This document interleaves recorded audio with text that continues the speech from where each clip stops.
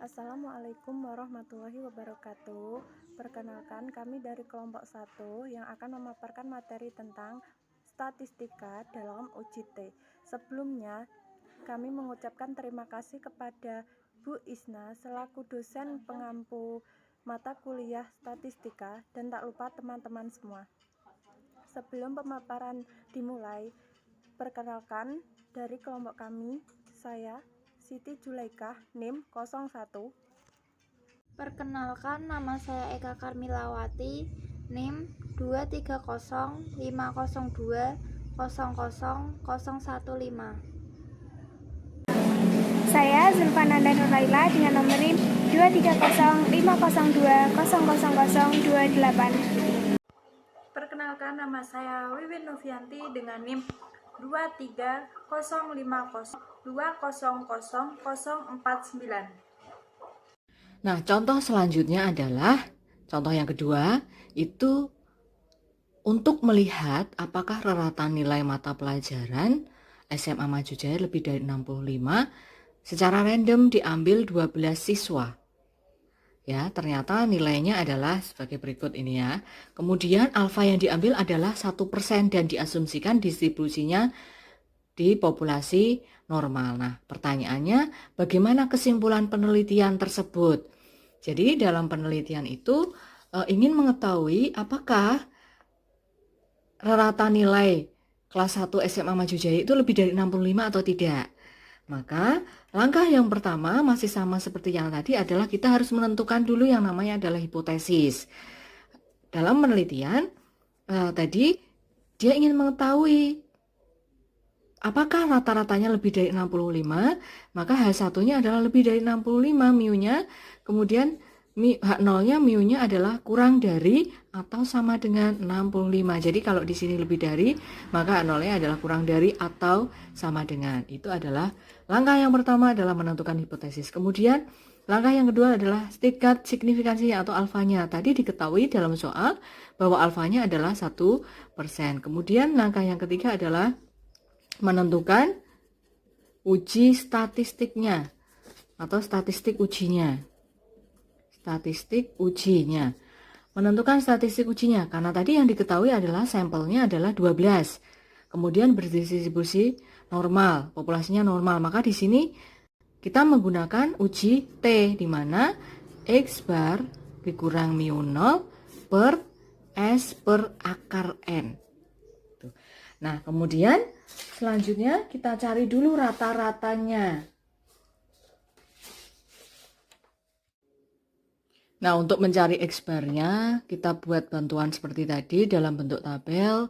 Karena X-nya tadi kan nilai yang sudah diketahui, 79, 81, dan seterusnya. Kita tuliskan di sini sampai dengan tadi yang diketahui di soal adalah sampai 74.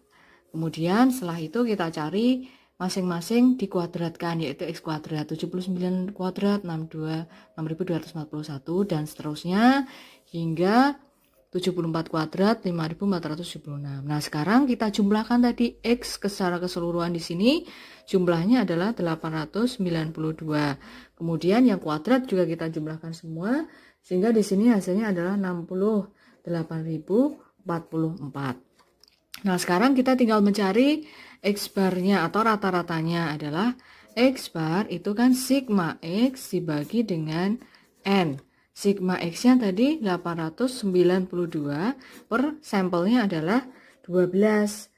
Sehingga di sini diperoleh X rata-ratanya adalah sebesar 74,333. Ini adalah X barnya. Kemudian selanjutnya mu nolnya apa di sini?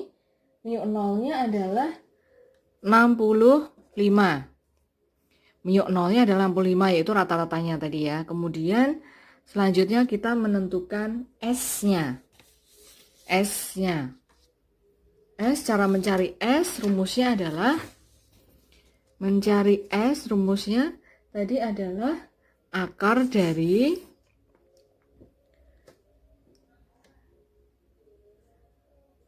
N dikalikan dengan sigma X kuadrat dikurang sigma X dikuadratkan per N dikali N-1 ya.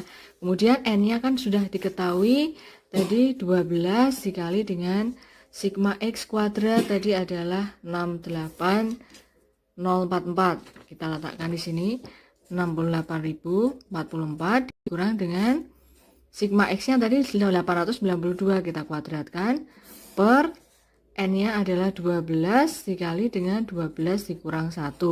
Sehingga di sini akar 12 dikali 68044 dikurang 892 sehingga di sini hasilnya adalah 816.528 dikurang 892 kuadrat hasilnya adalah 795.664 dibagi dengan 12 dikali 12 dikurang 1 kan 11 berarti 12 dikali 11 ini adalah 132. Nah, di sini kita operasikan hasilnya ini dikurangi sehingga di sini 20.864 plus 132. Maka di sini hasilnya adalah 12,572. Ini adalah S-nya.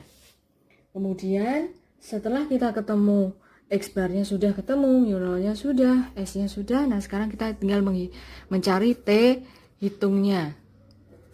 T hitung tadi rumusnya adalah X bar dikurang mu0 per S per akar N.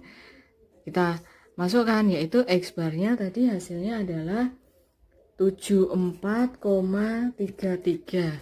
3 dikurang dengan mu0-nya adalah 65 per S hasilnya 12,572 per akar 12.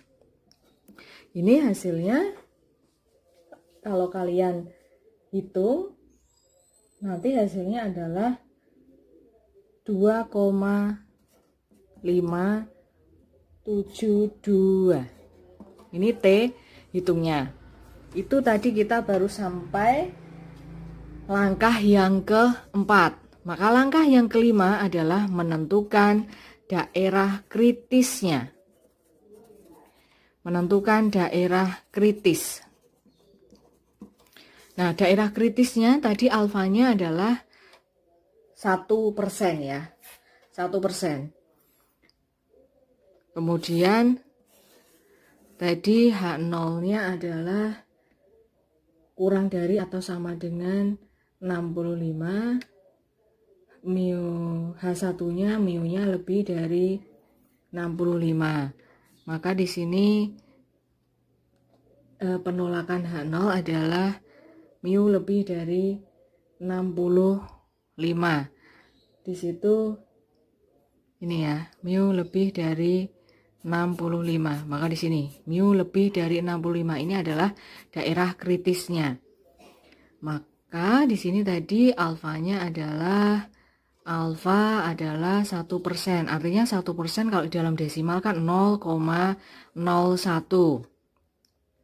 Kemudian kita cari alfanya, T-nya adalah T tabelnya adalah T alfa. Kemudian derajat kebebasannya adalah N-1 sehingga T kalau di sini ini adalah one tile, artinya dia hanya di kanan ya, one tile, maka kita tidak perlu membagi 2. Kalau tadi two tile kan kita bagi 2. Kalau ini tetap yaitu T 0,01, kemudian N-nya tadi kan 12 dikurang 1, maka di sini 11. Nah, sekarang kita tinggal cari di T tabelnya. Jadi T tabel dengan T-nya tadi alfanya adalah 0,01. Kemudian derajat kebebasannya adalah 11, kita cari di T tabel. Maka 0,01 itu posisinya di ini ya, 0,01. Kemudian N-nya adalah 11. Maka ini. Nah, kita tarik ke sini 0,01, maka dia adalah 2,718. Ini adalah T tabelnya. 2,718. Maka di sini 2,718. Maka titiknya ini adalah 2,718. Maka daerah kritisnya itu apa? Daerah kritisnya apabila lebih dari 2,718. T lebih dari 2,718. Nah, sekarang kita tinggal ke keputusan ujinya seperti apa. Langkah yang keenam adalah keputusan uji. Daerah kritisnya lebih dari 2,718. Kemudian tadi T hitungnya adalah 2,572. Maka 2,572 kalau di dalam sini posisinya di mana? Di sebelah kanan 2,718 atau sebelah kirinya 2,718. Kalau kita cek kan dia posisinya di sebelah kiri titik 2,578 posisi titiknya ya. Maka kan kemungkinan kan dia di sini ya. Maka kalau dia berada di sini maka dia berada di wilayah yang tidak diarsir. Artinya kalau dia berada di wilayah yang tidak diarsir itu artinya adalah H0 diterima. Keputusan ujinya adalah H0 diterima. Keputusan ujinya adalah H0 diterima. Kalau H0 diterima artinya apa? H0 tadi kan ditetapkan bahwa H0-nya itu H0 yang ditetapkan adalah mu-nya kurang dari atau sama dengan 65. Maka tadi kan penetapan H0-nya mu-nya kurang dari atau sama dengan 65. Maka kesimpulannya apa? Kalau H0-nya diterima, maka kesimpulannya nilai rata-rata siswa SMA Maju Jaya tidak lebih dari 65. Kesimpulannya adalah nilai rata-rata